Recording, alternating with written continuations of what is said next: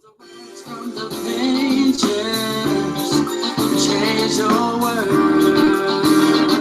Your world, you can change your heart, you can change your mind, you can change your life. New Black Wall Street can change your world. All right, good morning, good morning, good morning. Thanks so much for tuning in. This is ERGJ, Certified Financial Educator and founder of New Black Wall Street. Thanks so much for tuning in to our New Black Wall Street Book Club this morning as we get it first thing in the morning. Good morning, Irvin. How are you? Thanks so much for tuning in. Now, we're going through the book, The 48 Laws of Power. The 48 Laws of Power. I've been here, man. I moved my stuff over to another channel, to my business page. So if you haven't followed my business page, that's where we've been. But I didn't feel like going through the whole process this morning. Matter of fact, after we get through the 48 Laws of Power, I'll be exclusively on my business page. So that's probably why you've been missing me. But nonetheless, we're going through the book, The 48 Laws of Power, and we're on law number 28 today. You see, I've been sucking on a lollipop. I had a lollipop this morning. My mouth is all blue. But anyway, and law number 28 is you want to enter action with boldness. So this is actually part 2 of law number 28. We'll be going through that today. Now, today's episode is brought to you by the Black Bazaar. The Black Bazaar, that's going to be your marketplace for getting your African wear from the motherland. So we have here a Ghana handcrafted tote, beaded tote bag, and this is a very, very popular item. It's in black. We had the fuchsia, but the fuchsia has been sold out. It does have a little pocket on the inside, nice garment on the inside. But anyway, you can get this at the Black Bazaar. You can give us a call at 678-851-2400. Great gift for the ladies. And ladies, a nice purse for you. Real African. Look at that, man. Look at that. That's just nice. This is really nice. Very, very, very nice purse for you guys. It's $45 for you to buy that. If you want to get that, 678-851-2400. That's by the Black Bazaar. That's the new place where you want to go to get your African, authentic African garb from the motherland. So that's from Ghana. We do have other articles from Senegal, from Kenya, import export, baby. That's what we do. Anyway, I want to make you aware of a couple of different opportunities that are going on this week. Today we have our Bitcoin. That's right, we have a Bitcoin investing session. So if you want to learn about Bitcoin, you want to go ahead and go to this link here and get signed up. You have until 6 p.m. to register for that. So you want to do that today. And then on Saturday, we have a special edition, which is our Kid Best session. We're going to be teaching kids about money. So we have that on Saturday. You want to go ahead and get signed up to that as well. For your elementary and middle school students, we're going to be teaching on the cash flow quadrants. Just a wonderful place for your kids to learn about money. What I've learned is this, guys. We have to stop being people that complain. Oh, why don't they teach this in school? The reality is we have an opportunity to have our children teach it. We just have to sign them up and make sure they come. And so it is an online class. All stuff is online. We meet you in your bedroom. We meet you on your couch. All you got to do is sign up and show up. And that's just what the deal is. What's going on, AA Ron? Thanks so much for joining. AA Ron's in the building. But that's for our offerings. You can go to www.ergj.net and you get all the other information you need to know about things that are coming up. We have plenty of stuff coming up. We do this each and every week. So there's no excuse at the end of the day why you're not learning how to make your money work for you. The only reason that you have is that you're lazy. The excuse is null and void because you have the availability, you have the access, you just have to take advantage of it. That's just the bottom line because ERGJ said so. Now, today we're going through the law number 28, which is our part 2 of entering action with boldness. Entering action with boldness. Everybody in the comments below put boldness. So here's the deal, guys. Too many of us are very, very timid when we start to make steps. And because we're timid, we represent fear. And when you are representing fear, that is not power. That is actual powerless. So we're talking about entering action with boldness. Whatever you decide to do, do it with boldness. Now here's your judgment. If you are unsure of a course of action, do not attempt it. Your doubts and your hesitations will infect your execution. Timidity is dangerous. Better to enter with boldness. Any mistake you commit through audacity are easily corrected with more audacity. Everyone admires the bold. Everyone admires the bold. No one honors the timid. No one honors the timid. Now, I said this the other day. I said it's very interesting to me how we will waste our money with no hesitation. Matter of fact, we will waste our money with boldness, but we won't invest our money with boldness.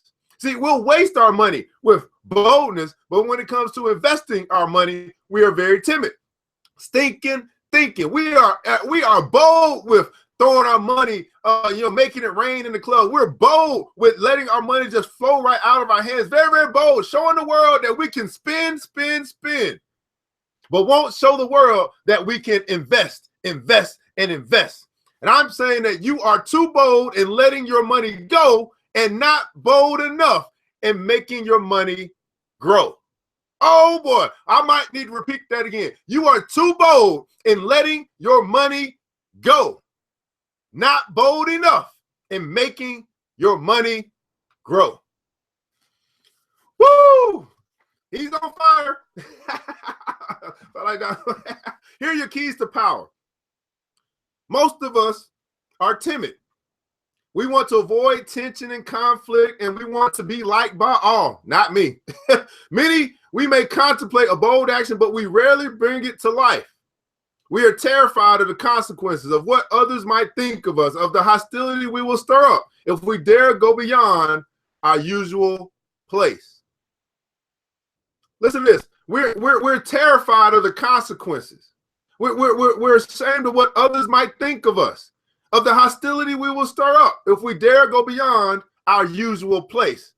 Let me ask you guys this.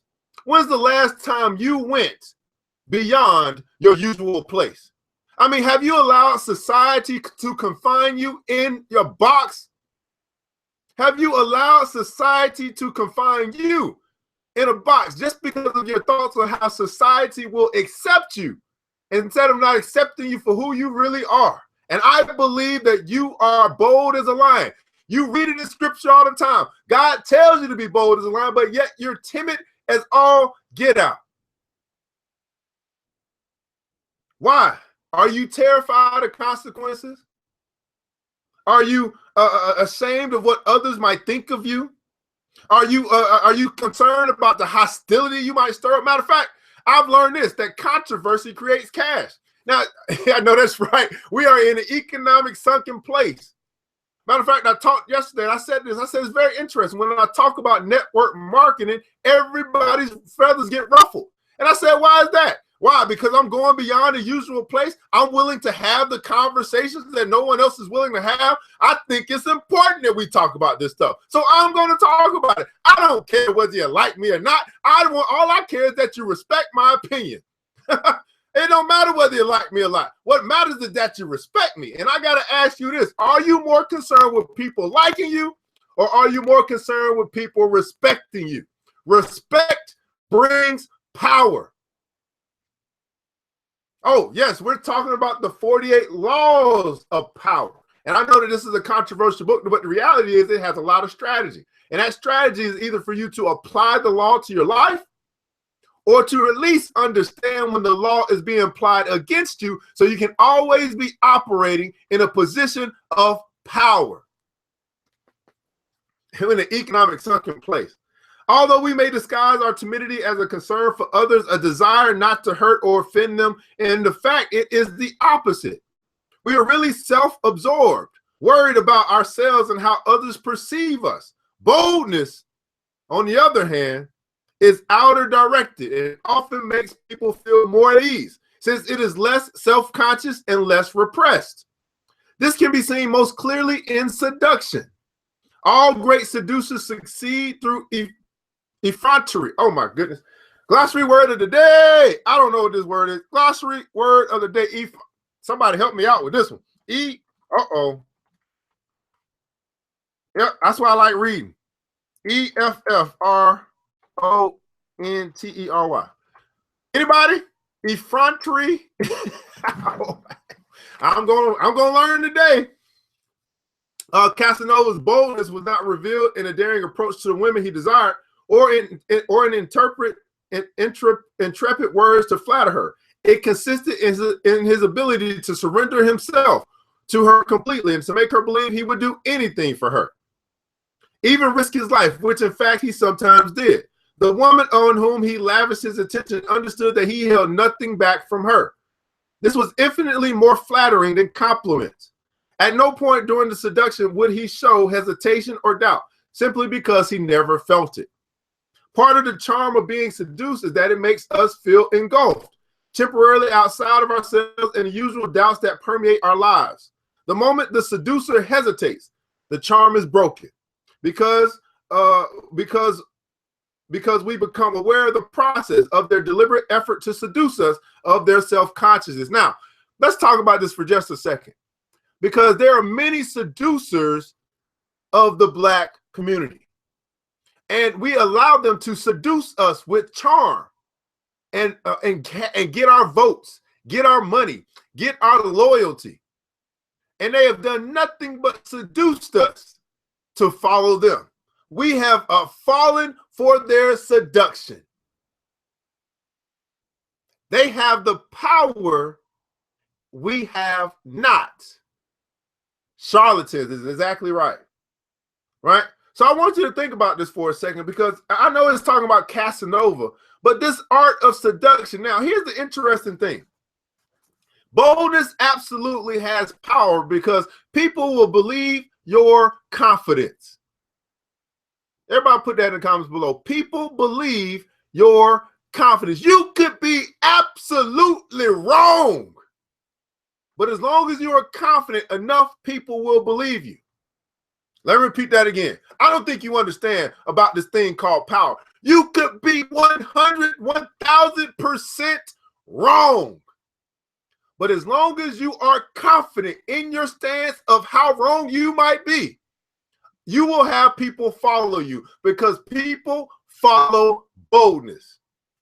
So my question to you today, in whatever it is that you do, whatever it is that you sell, whatever it is that you are building, whatever it is that you believe, whatever religion that you follow, are you bold? And I can guarantee you this: if you are confident in the place in which you stand, you will have followers. Guaranteed. I don't care if you, here's the deal, you could be leading them nowhere.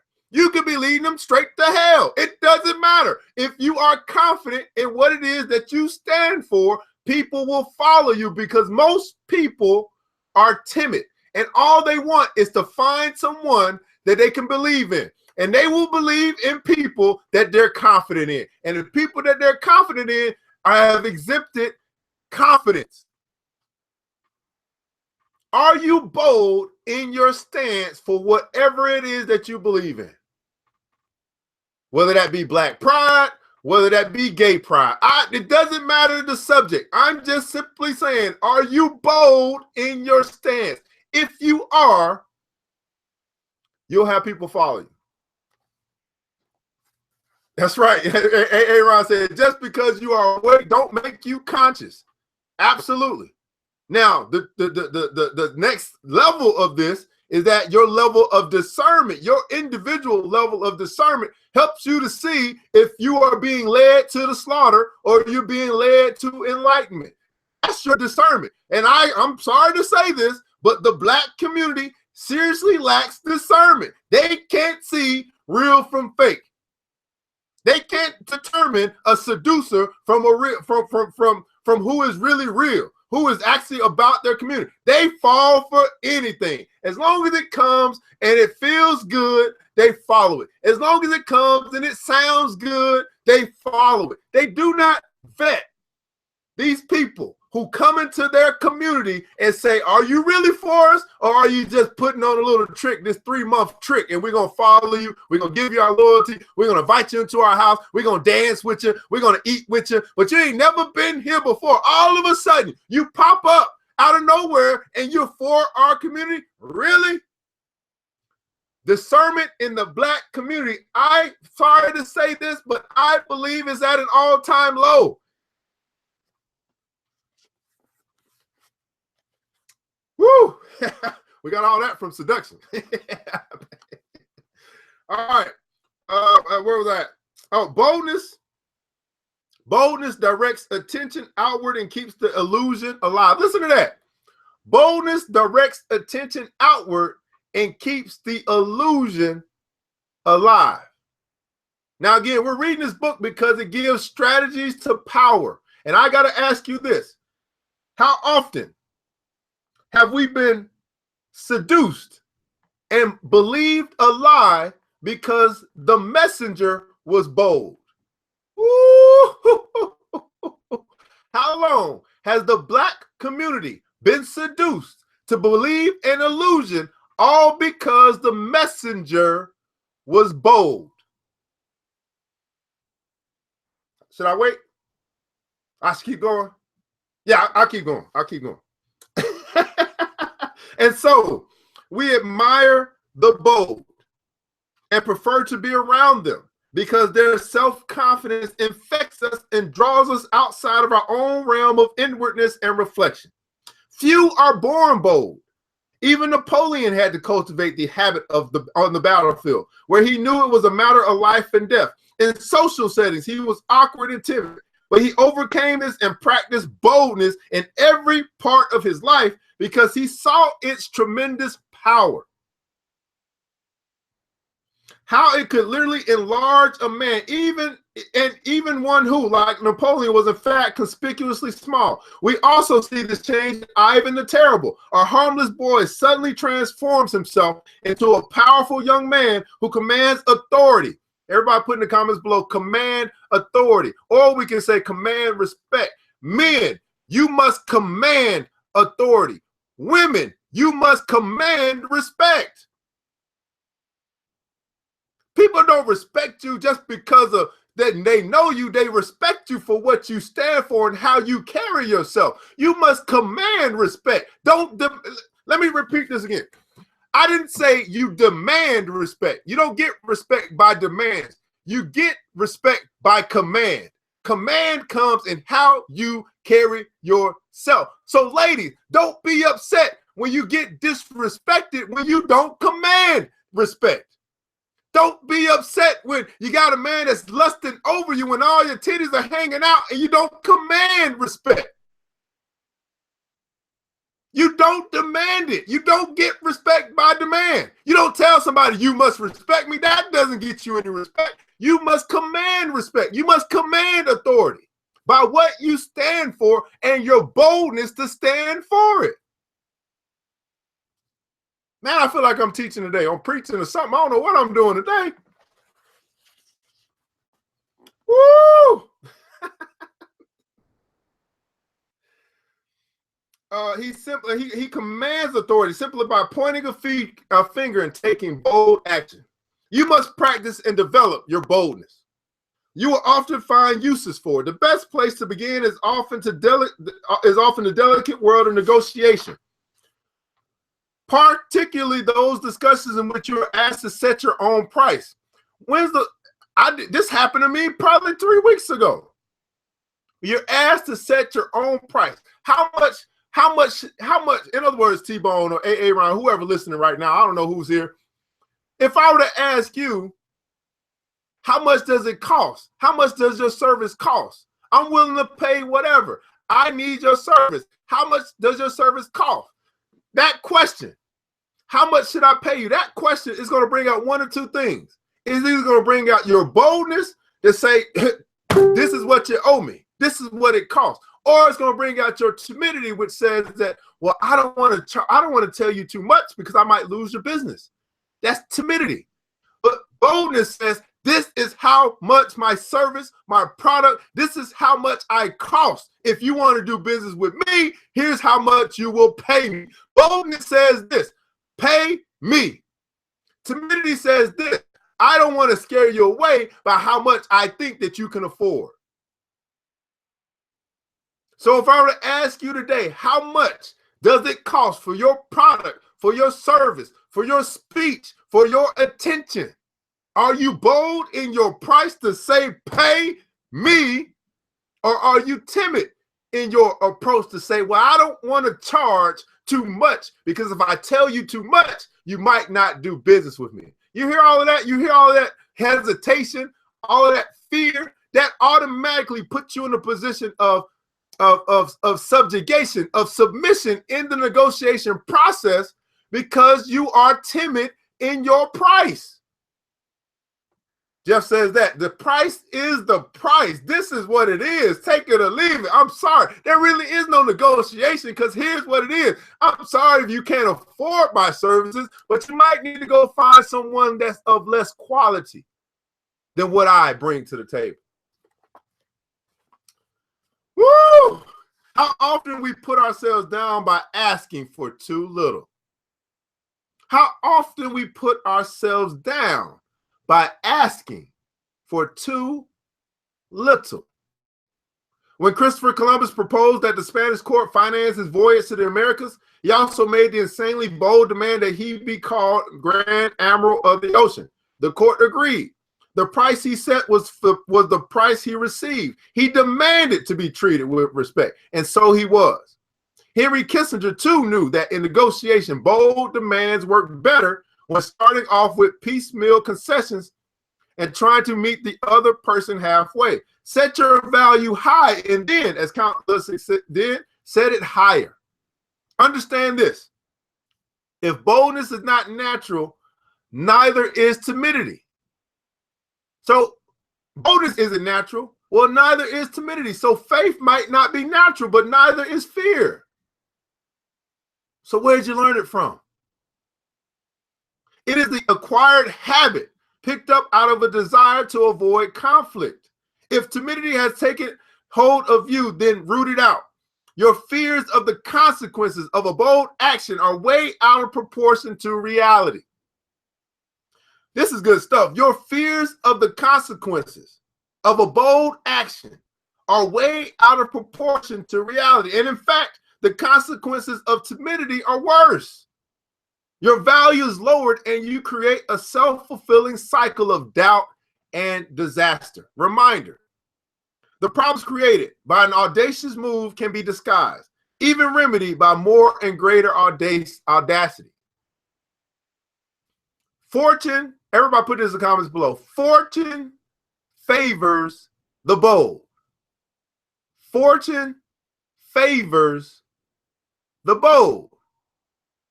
Are you willing to go after that which it is that you say that you want with authority? Are you willing to go after that which is you say that you want with boldness?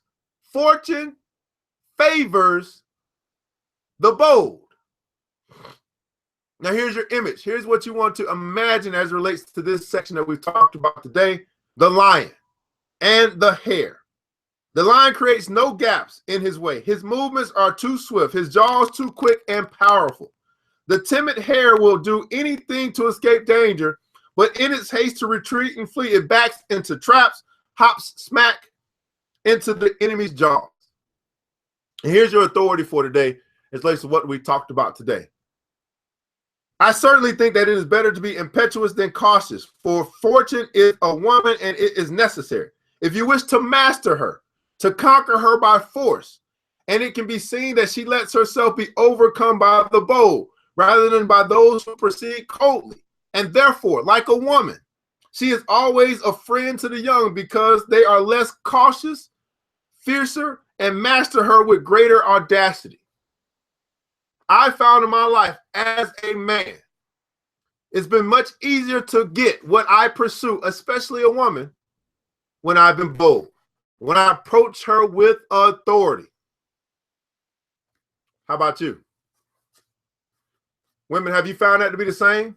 That the man that approaches you with authority normally gets an opportunity to take you out versus the man who timidly walks up and says, "Oh, you're so beautiful, I just want to get your number." Fortune favors the bold. So as we end this out, guys, I got to ask you, what are you bold about? And see, when you become bold, when you become audacious, when you understand that you are who you are for a reason and you let your light shine in the world. Yes, you're going to ruffle some feathers because everyone is not going to agree. Everyone is not going to like, but they will respect you because of what you stand for and your willingness to stand for that no matter what. Are you bold in your stance for that which it is that you say you believe in? Or are you easily tossed to and fro, going after one thing after another, after another, after another, never having any stability because of your timidity? Fortune favors the bold. So this is chapter law number 28, interaction with boldness. Hopefully you guys took something away from today's reading.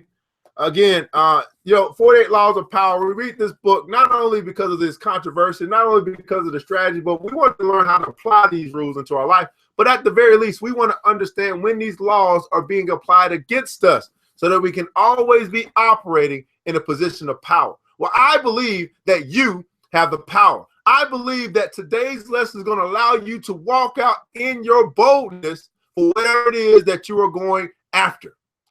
Are you a feather in the wind or a rock? You want to be a rock. You want to be a rock in our community, right? That's the way we're going to make it. We need more people that are bold enough to stand up, to speak out, to be the rocks of our community. We have too many feathers in our community who are concerned about a damn paycheck, who are concerned about everybody liking them. We need some rocks in our community.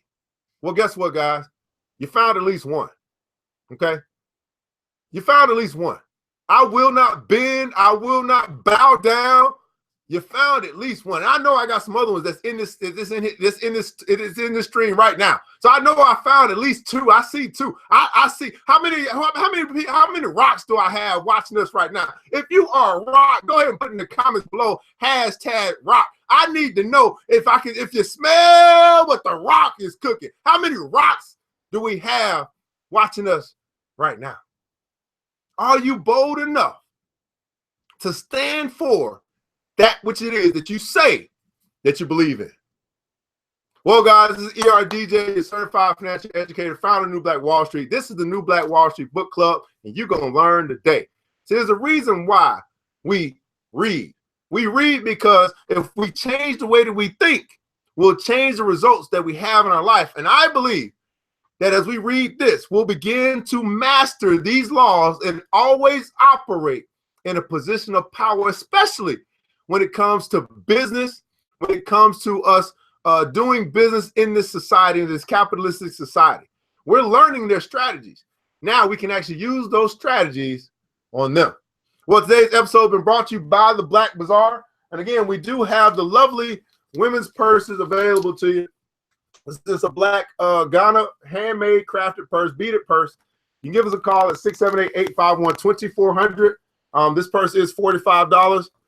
We sold out of the red ones. We got a few black ones left. Feel free to give us a call. We'll get that order out to you as soon as possible. Well, guys, I want you to remember this, that it takes a village and it starts with us. Let's build as we climb together. Have an absolutely phenomenal day.